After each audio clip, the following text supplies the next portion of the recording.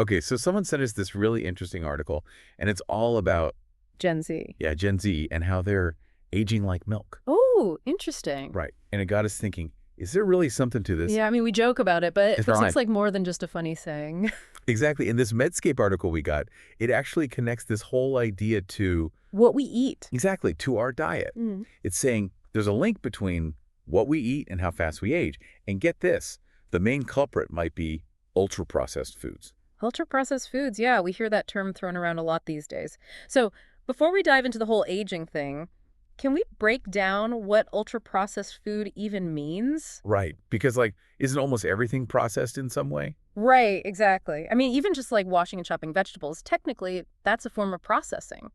Yeah, so where do we draw the line? Like, what makes something ultra-processed? So when we talk about ultra-processed foods, we're talking about foods that have gone through significant industrial processing.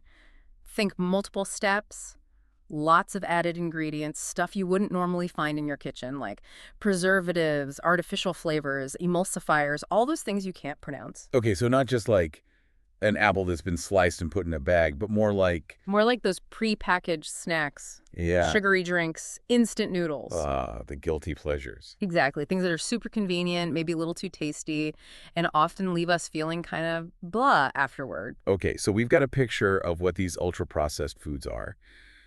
But how do they actually tie into this whole aging thing? That's where the science gets really interesting. Hit me with it. All right, so the article mentions this study where researchers looked at something called telomeres. Telomeres. Okay, now we're getting technical. What are those exactly? Think of telomeres like the little plastic tips on your shoelaces. Oh, okay, I get it. They protect the ends of our chromosomes from fraying, kind of like those tips protect your shoelaces. Makes sense. But here's the thing. Telomeres naturally shorten as we age. So it's like our shoelaces are slowly losing those protective tips over time. Precisely. And as those telomeres get shorter, we become more susceptible to age-related health problems.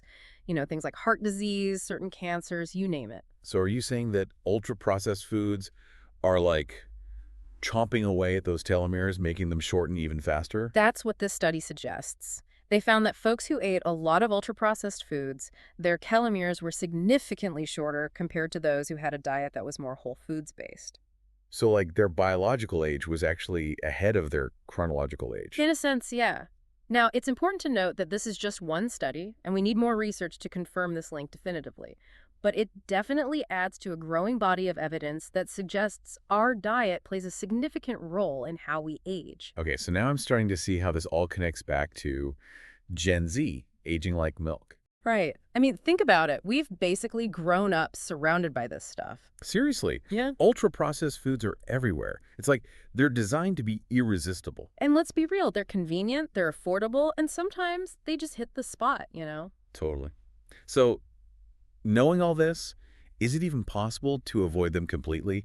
I mean, I'm not giving up my occasional late-night ramen fix. No one's saying you have to. It's not about being perfect or going to extremes. I think the key takeaway here is awareness. Awareness, yeah, I like that. It's about making conscious choices, reading labels, and maybe trying to incorporate more whole foods into our diet. So small changes, making those swaps where you can. Exactly. Like instead of reaching for that sugary soda every afternoon, maybe try some sparkling water with a squeeze of lemon. Easy swap. Or instead of that bowl of sugary cereal in the morning, why not try some overnight oats? They're super easy to make and packed with nutrients. Those are great tips. So it's not about demonizing all processed foods, but being mindful, understanding what we're putting into our bodies and how it might be affecting us in the long run.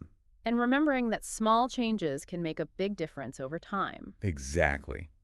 Now that you've heard all about this potential link between ultra-processed foods and aging, what's one little change you think you could make in your own diet this week? Maybe swap out that sugary drink. Give those overnight oats a try. Let us know. And until next time, keep exploring, keep learning, and keep those telomeres happy.